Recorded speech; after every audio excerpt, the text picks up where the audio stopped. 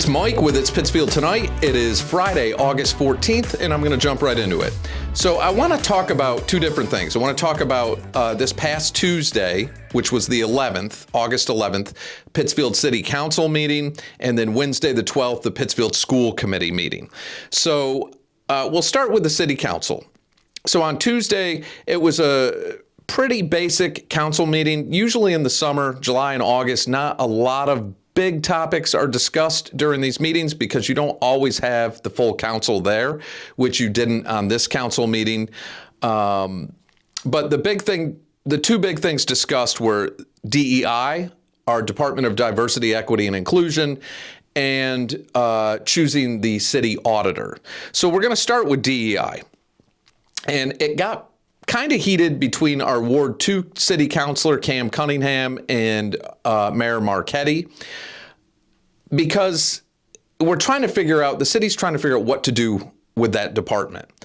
And the reason for that, or one of the reasons for that, is during the budget season, the head of DEI, the director, I believe his title is, of Diversity, Equity, and Inclusion, Michael Obashan, came in front of the council just when they were going over the budget, and it got really weird. And if any of you remember that, he had a tough time answering some questions. And I don't want to say he wasn't being truthful, but there were some things there that were questionable, what he was talking about. He didn't really explain what he's been doing specifically. And I'm not talking about what the position of that department does, but what he has been doing the past year. And one of the big red flags was he said that the big annual conference that he normally would go to, he could not attend because he had to be at that budget hearing. And that turned out to not be true because that conference was taking place the week after. It hadn't even taken place yet. So it got really strange during that, and it threw a lot of red flags because, for one, things are really tight right now financially, and they're definitely tight within the state also. So, and I've said this probably 20 times already, but the state is facing a much larger deficit going into the next fiscal year. That's going to be an issue. Coming up in next May, when we really start discussing the budget and the budget hearings and the end of May going through June, it's not looking good. Now, anything could change, but it's not looking good. So when you're talking about a department that we're spending almost $250,000 a year on, and we're paying an individual over $100,000, I think he makes $106,000 a year.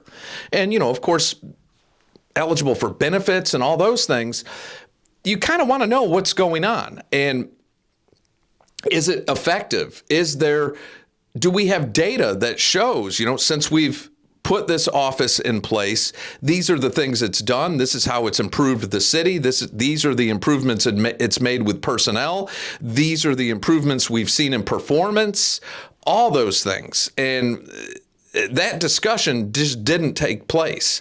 So at this last city council meeting, it got heated again between the Ward 2 councilor, Cam Cunningham, and the mayor, trying to discuss how we were going to deal with this. And it ended up being voted on that it would go to ordinance and rules, and they'll figure it out from there, and then it'll come back to the council. It was strange because ultimately it looks like we're just going to relabel the department a new name, and that's it. And I think with any department, I don't care what it is, you need to really know what's happening. We're spending a lot of money. That city budget is right there near $250 million a year to operate the city of Pittsfield, and a lot of post-employee benefits. There's a ton involved here, and more retirements coming up. So those post-employee benefits are going to continue to grow. And just costs of things going up. So we're looking at, I would say by next year, we're at $250 million a year. We're at 232 million right now. So we're right there. We're 18 million away from being $250 million a year budget to run a city of 42,000 people. So there's a lot to discuss. So we'll see what happens with that when it goes to the subcommittee and then ends up coming back to the council. But I think we really need to be looking at things. And that's why the next topic I want to discuss, which is our auditor. So we opted to go with Scanlon and Associates again, and they were the more affordable choice. We had a choice of two different companies, and we went with Scanlon, who's been auditing our books for, 20 years, something like that. They've been our auditor for quite some time.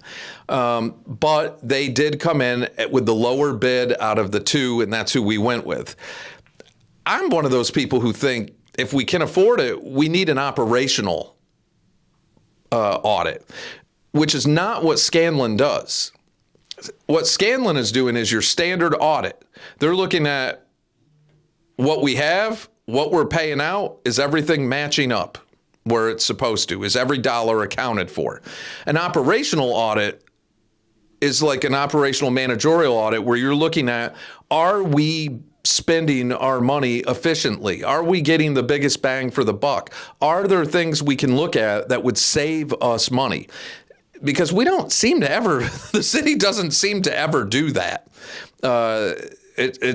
We just keep growing and growing and growing and spending and spending and spending. And we see a lot of other things decreasing, which means ultimately it's going to put more of a burden on the taxpayer as far as what's left for homeowners and, what you're going to pay in property taxes and excise tax and everything else. So I think we need to look at an operational audit and make sure that we're spending our money effectively. So that's something that I think will be being discussed, or hopefully will be discussed, because next year, and I've said this before, don't be surprised if we're looking at a Proposition 2.5 override, asking for the voters to vote for that. I don't think it'll pass in Pittsfield, but it has passed in other communities in Berkshire County, including Richmond. But there have been, this past year, a lot of communities that were already discussing it and they were voting on it because things are getting tough and dollars are not stretching. And, I don't know how well that's going to go over, but I think that's something we will be discussing. And the state, I'm telling you, state politicians are already wanting to get rid of Proposition 2.5. So I don't know. Pay attention to that. I also, on Wednesday the 12th, we had a Pittsfield School Committee meeting. And so one of the things that really stuck out to me was the superintendent went over her report in her, I'll call them preliminary numbers. She talked about, they're still hiring for teachers, and she talked about our enrollment. So the enrollment numbers as it stands, which is very early, are down about 90 students, I think she said.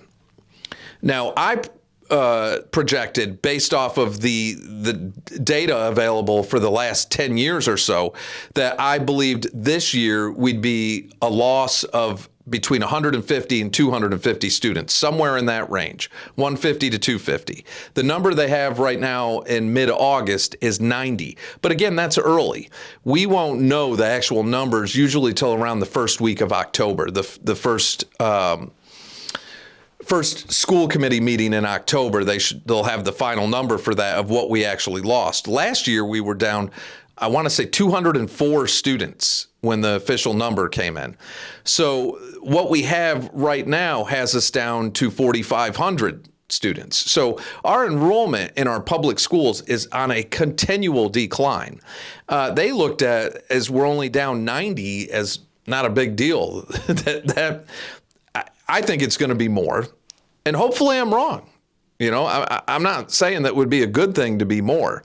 But the way it's been trending, and when those final numbers come in, I think that's something we really got to look at, because I thought by this year we'd be in the high 4,400s. And I still think that's what we're looking at. I think that the number that will lose this year will be between 150 and 250. So this is going to be an interesting school year, because you're going to see redistricting in effect. How is that going to work out? Will it be a smooth transition for a lot of the kids that were attending Morningside Community School? And then, we're already discussing closures of other schools, and then when construction will start at Crosby and the whole deal. So there's a lot to discuss there. So definitely pay attention to what's going on. Obviously, enjoy the rest of summer. This is an election year also, so not for our city. I don't think there's anything going on within the municipal elections. That's next year. Next year will be a big one. We're going to have the mayor, the council again. So campaigning will kick off around April of next year. And I think you're going to see some names in the race for mayor. I don't know what we'll see for city council, but I definitely think you'll see some names in the race for mayor. I hope you see a lot of people running for office, because as those numbers are going down and down and down, people participating in the elections, that's scary. You want to see as much as possible. You want to see primaries before the general election, and you want to see as much as possible. So I hope a lot of people decide, I'm going for it. We had a very active school committee election on the last one, and that drew more attention than the city council side of it. So, and I wonder what we're going to see the next school committee. Will we see some of the new committee members leave? And I think that's a possibility too. So definitely get involved, pay attention to these issues going on, and get involved. Start looking at candidates now. Start informing yourself on these topics now. It's important. It's important to the livelihood of the city. Also, to the Highland, remember this is their last month. It's crazy seeing the business at the Highland now. It's a shame it hasn't been like that all along, because I would be willing to bet if it was, they wouldn't be going anywhere. But it is crazy, and it's if that's how they got to go out, what a great way to go out, to see that much traffic there, lines out the doors. So that is it for now. I definitely want to send my sincerest condolences to my friend Dean Martin and his family, his wife Jen, and his son London, and his daughter Tiffin on the loss of Easton Martin. Absolute tragedy, but sincere condolences to the family there. And I'm thinking of you guys a lot, and I'm keeping you in my prayers, and I wish nothing but the best for all of you. So that is it for now. Get involved, stay involved, pay attention, and I'll catch you all in the next day or two.